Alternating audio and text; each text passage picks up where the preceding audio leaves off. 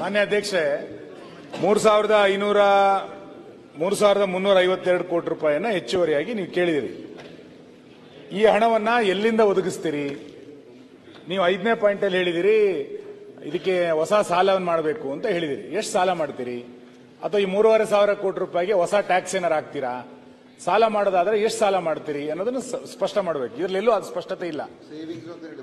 ಅದೇ ಎಲ್ಲಿ ಯಾವ್ದ್ರಲ್ಲಿ ಉಳಿತಾಯ ಅಂದ್ರೆ ಇನ್ಯಾವ್ದ್ರಲ್ಲಿ ಬಜೆಟ್ ಅಲ್ಲಿ ಇನ್ಯಾವ ಡಿಪಾರ್ಟ್ಮೆಂಟ್ ಅಲ್ಲಿ ಕಟ್ ಮಾಡ್ತೀರಿ? ಇದನ್ನೊಂಚೂರು ಸ್ಪಷ್ಟ ಮಾಡಿದ್ರೆ ಗೊತ್ತಾಗತ್ತೆ.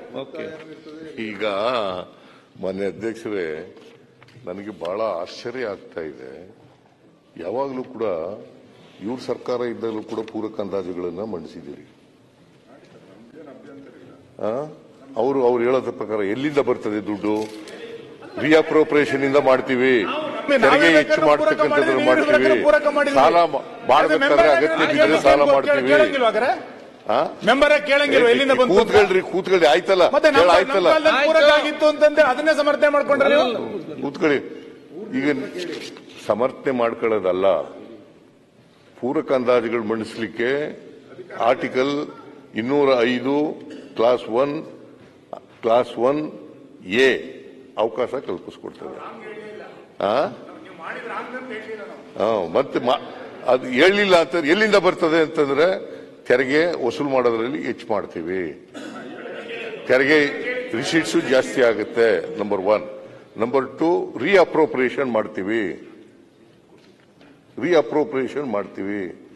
3ನೇದು ಸಾಲ ಮಾಡಬೇಕಾದಂತ ಅಗತ್ಯ ಬಿದ್ದರೆ ಸಾಲನು ಮಾಡ್ತೀವಿ. ಆಮೇಲೆ ಉಳಿತಾಯ ಯಾವ ಇಲಾಖೆಯಲ್ಲಿ ಉಳಿತಾಯ ಆಗ್ತದೆ ಆ ದುಡ್ಡನ್ನ ಖರ್ಚು ಮಾಡ್ತೀವಿ. ನೀವು 3%, 4%, 5% ಪೂರಕ ಅಂದಾಜುಗಳು ಮಂಡಿಸಿದಿರಿ. ಈಗ ಪೂರಕ ಅಂದಾಜುಗಳು ಮೊದಲನೇ ಕಂತಿನಲ್ಲಿ 0.78% ಅಷ್ಟೇ. ಎಲ್ಲಿಂದ ಬರ್ತದೆ ಅಂತಂದ್ರೆ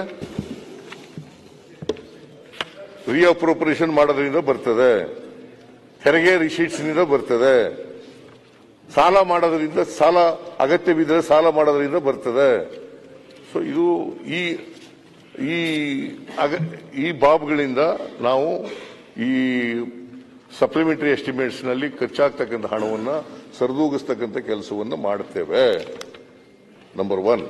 ನಂಬರ್ 2, ಫೆಡರಲ್ ಸ್ಟ್ರಕ್ಚರ್ ನಲ್ಲಿ ಒಂದು ರಾಜ್ಯದಲ್ಲಿ ಕಷ್ಟದಲ್ಲಿದ್ದಾಗ ಇನ್ನೊಂದು ರಾಜ್ಯ ಸಹಾಯ ಮಾಡ್ತಕ್ಕಂಥದ್ದು ಸ್ವಾಭಾವಿಕ. ಅದು ಮೊದಲಿಂದ ನಡೆದು ಬರ್ತಕ್ಕಂಥ ಇದು ಪದ್ಧತಿ.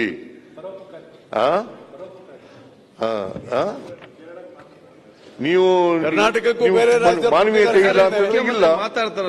ಕರ್ನಾಟಕಕ್ಕೆ ಬೇರೆ ರಾಜ್ಯವರು ಕೊಟ್ಟಿದ್ದಾರೆ, ನಾವು ಮಾನವೀಯತೆಯನ್ನು ಮೆರೆದಿದ್ದೀವಿ, ಹಿಂದೆ ಕೊಟ್ಟಿದ್ದಾರೆ. ನೀವು ಮಾನವೀಯತೆ ಈಗ ಪಾಪ ಸಾವಿರಾರು ಕೋಟಿ ಖರ್ಚಾಗುತ್ತೆ ವಯನಾಡಿನಲ್ಲಿ, ನಾವು ಕೊಡೋದು 10 ಕೋಟಿ ಅಷ್ಟೇನೆ. It's A gesture, it's A good gesture. ರಾಜ್ಯಕ್ಕೆ ಗೌರವ, ಹ್ಯುಮ್ಯಾನಿಟಿ ಅಂಡ್ ಕನ್ಸಿಡರೇಷನ್. ಹಾಗೆ ಉತ್ತರಾಖಂಡದಲ್ಲಿ ಆಯ್ತು, ಕೊಡ್ಲಿಲ್ಲ. ಹಿಮಾಚಲ್ ಪ್ರದೇಶ ಎಲ್ಲೆಲ್ಲ ಕೊಟ್ಟಿದ್ದೀವಿ. ಈಗ ಆಗಿದೆ, ಕಾಶ್ಮೀರದಲ್ಲಾಗಿದೆ, ಉತ್ತರಾಖಂಡದಲ್ಲಾಗಿದೆ, ಹಿಮಾಚಲ್ ಪ್ರದೇಶದಲ್ಲಾಗಿದೆ. ಹೌದು, ಎಲ್ಲ ಕಡೆ ಆಗಿದೆ. ಎಲ್ಲಿ ಕೊಡಬೇಕು, ಎಲ್ಲಿ ಪಕ್ಕದ ರಾಜ್ಯ ಇದು. ಹೃದಯವಂತಿಕೆ ಸರ್, ವಯನಾಡಿಗೆ ಮಾತ್ರ ಹೃದಯವಂತಿಕೆ ಅಂತ. ನಾವು ಹೃದಯವಂತರು, ಇವರು ಹೃದಯ ಇಲ್ಲದವರು ಹೃದಯಹೀನರು.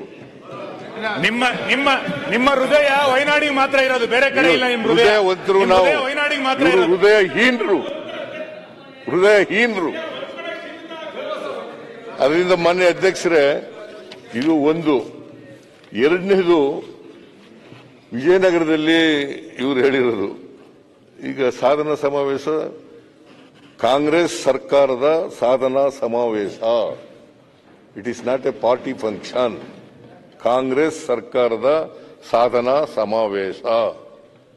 ಅದರಿಂದ ಇವ್ರಿಗೂ ಕರೆದಿದ್ದು ನಾವು, ಅಶೋಕ್ ಅವ್ರಿಗೂ ಕರೆದಿದ್ದು, ಇವ್ರಿಗೂ ನಮ್ಮ ಯಾರು ನಾರಾಯಣ ಸ್ವಾಮಿ ಅವ್ರಿಗೂ ಕೂಡ ಕರೆದಿದ್ದು.